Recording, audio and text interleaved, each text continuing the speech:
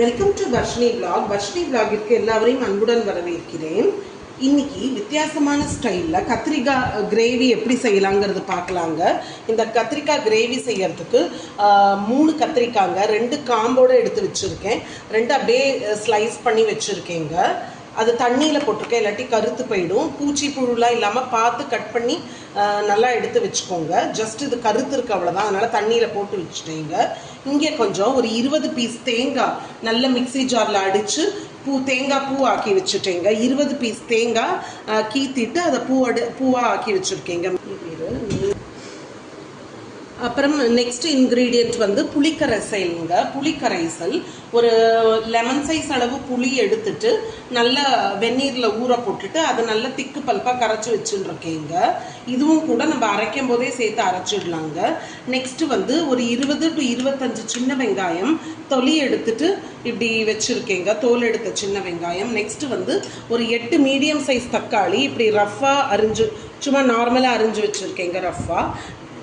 ஒரு துண்டு பட்டை, அதுக்கப்புறம் கிராம்பு வந்து ஒரு 7 கிராம்பு எடுத்து வச்சுருக்கேன். அப்புறம் அந்த திக்னஸ் கன்சிஸ்டன்சிக்கு கொண்ட கெட்டி பதம் வரத்துக்கு வேண்டி வேர்க்கடலை, டேஸ்ட்டுக்கும் வேண்டி வேர்க்கடலை எடுத்துருக்கேங்க.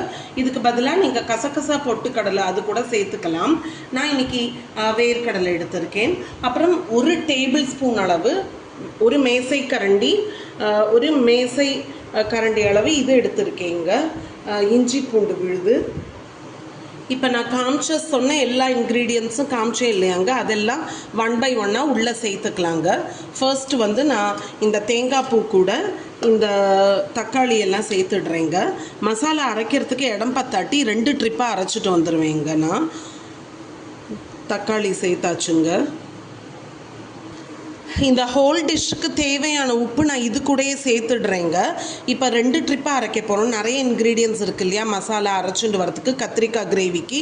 அதனால் நான் ஃபஸ்ட்டு ட்ரிப்பில் இந்த தக்காளி கூட இந்த ஹோல் டிஷ்ஷுக்கு தேவையான உப்பு எவ்வளவோ நீங்கள் அதை சேர்த்துக்கோங்க. எனக்கு வந்து 1.5 டேபிள் ஸ்பூன் அளவு வந்துச்சுங்க. கல்லுப்பு சேர்த்துருக்கேன்னா நீங்கள் பிடிச்ச உப்போ இந்து உப்போ கூட சேர்த்துக்கலாங்க. நெக்ஸ்ட்டு கொஞ்சமாக மஞ்சள் தூள் சேர்த்துருக்கேங்க கலருக்கு வேண்டி.